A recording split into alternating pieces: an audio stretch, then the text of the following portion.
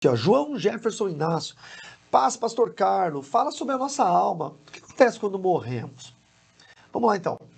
Primeiro, ótima pergunta. Primeiro a gente tem que pensar que o termo alma, ele se confunde muito no Novo Testamento com espírito, tá?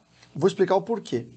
As palavras alma, que é dita, como ela é dita no Novo Testamento, no grego, koiné, e a palavra espírito, elas são diferentes, tá bom? Então não são o mesmo termo.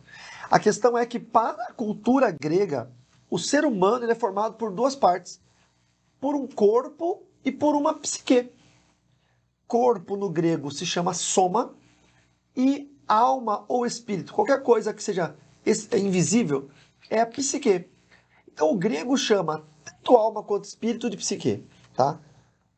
Então nos textos do Novo Testamento, tem muita fala do apóstolo Paulo, por exemplo, que ele pontua psique como alma, mas que na verdade o que acontece ali é o espírito, ok?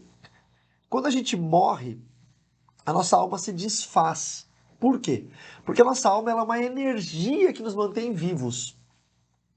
É o que nos mantém felizes ou que nos mantém tristes. É na alma que estão as doenças da alma, né? Como a tristeza profunda, a depressão. Ah, então a depressão é espiritual? Não, está na alma. E ela pode ser tratada de várias formas. Pode ser tratada por terapia, pode ser tratada por medicamento, tá? Dependendo do nível que ela se encontra. Mas se ela está na alma, por que pode ser tratada por medicamento? O remédio afeta a alma? O remédio não afeta a alma, mas o remédio afeta o corpo. O remédio afeta o estado biológico. E como espírito, alma e corpo são interligados num único ser, se eu tomo um remédio... Ó, vejam vocês, tem seitas, como por exemplo a seita do Santo Daime, que toma um chá alucinógeno para desprender o espírito para ter experiências espirituais. O chá é um alimento que entra na corrente sanguínea, que é biológico, que faz parte do corpo, mas que dá um resultado lá no corpo espiritual. Da mesma forma que o medicamento antidepressivo, compensador de humor, enfim, tantos medicamentos que existem, eles podem trabalhar também. Eles vão trabalhar no cérebro, obviamente, né, no corpo, mas vão também estabilizar a sua alma. Tá? Então, o corpo, espírito, alma e corpo sempre estão interligados. Então, quando a gente morre, nossa alma se desfaz. Nós, crentes, eu estou falando dos crentes, tá? Foca em mim dos crentes. Quando o crente morre, a alma se desfaz, tanto o crente quanto o ímpio. A alma se desfaz porque a energia é vital. Tá vivo tem alma, tá morto não tem alma. O corpo vai para o estado de putrefação, como ele veio do pó, ele volta para o pó. E o espírito do crente volta para Deus. Aqui está o grande lance. Por que nós sabemos que o Carlos Ribas responde toda terça-feira, 22 horas? Porque nós estamos dentro do tempo. Mas quando a gente morre, nós vamos para a eternidade, lá não tem tempo. Aqui é chamado de cronos, por causa do cronológico, por causa dos relógios que a gente tem, né? Cronológico, lembra do cronômetro? E lá na eternidade é chamado de kairos, porque não tem o cronos, não tem o tempo.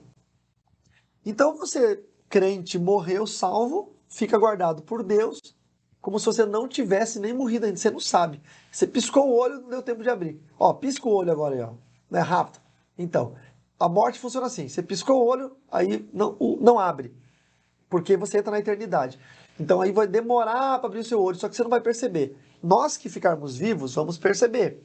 Ah, já passou um ano que fulano morreu, 2 anos, ó, 10 anos da morte do fulano. Mas o fulano nem sabe que morreu ainda. Como que a gente vê isso na Bíblia? A palavra de Deus diz que quando Jesus voltar, os mortos ressuscitarão primeiro.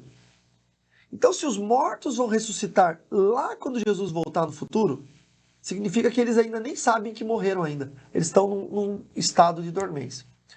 Também nós vemos em Eclesiastes que mais vale um cão vivo do que um leão morto.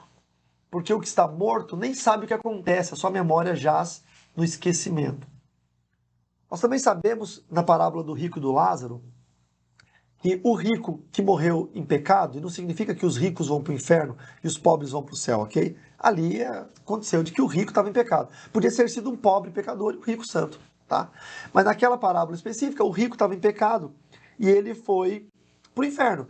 E o pecador, quando morre, ele fica consciente no inferno. A eternidade toda o pecador fica consciente. Ele morreu hoje, ele está lá no inferno, queimando, sofrendo, penando e sabendo do que está acontecendo no mundo dos vivos. Isso é terrível, uma tortura mental.